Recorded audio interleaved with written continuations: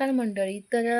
डॉक्टरांच्या भाषेमध्ये शुगर म्हणजे डायबिटीज डिटेक्ट होणं म्हणजे नेमकं काय माहिती आहे का तुम्हाला?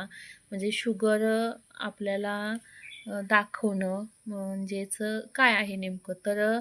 असं आहे की आपलं जे मानवी शरीरामध्ये जो पॅनक्रियाज म्हटलं जातं, त्या ऑर्गनला आणि मराठीमध्ये त्याला आपण स्वादुपिंड असं म्हणतो आणि ज्यावेळेला आपलं स्वादुपिंडमध्ये म्हणजेच पॅनक्रियाजमध्ये इन्सुलिन जे आहे, ते क्रिएट व्हायचं बंद होतं, सुरू व्हायचं बंद ज्यावेळेला होतं, त्यावेळेला आपल्याला जी शुगर असते ती डिटेक्ट होत असते आणि जर शुगर बघायला गेलं तर प्रत्येकाला शुगर हा प्रकार असतोच प्रत्येकाच्या शरीरामध्ये.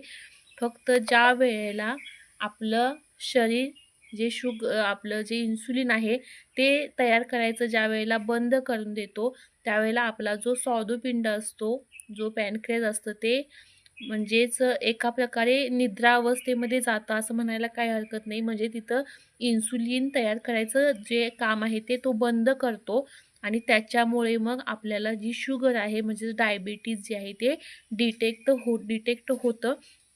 आणि जर ॲलोपॅथीमध्ये जर आपण बोलायला गेलो, तर आपल्याला कोणतेही डॉक्टर सांगणार नाहीत, की ॲलोपॅथीमध्ये शुगरवर परमनंटली असा जो आहे तो व्याधी हा नष्ट होऊ शकतो.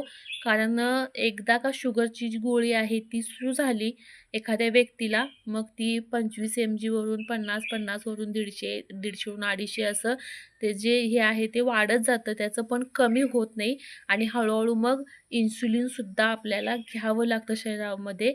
तर आपल्याला जर हे सर्व जर करायचं नसेल आणि आपली बॉडी चांगली राहावी अशी वाटत असेल, तर आपल्याला बेस्ट जो ऑप्शन आहे तो आयुर्वेदा आणि आयुर्वेदामध्ये आपण होप्स ठेवू शकतो, की आपली शुगर जी आहे ती मुळापासून नष्ट होऊन आपला जो स्वादुपिंड आहे, जो पॅनक्रियाज आहे, तो पुन्हा जो डिॲक्टिव्हेट झालेला स्वादुपिंड आहे, तो पुन्हा ॲक्टिव्हेट करायचं काम जे आहे ते आयुर्वेदिक मेडिसिन करत असतं.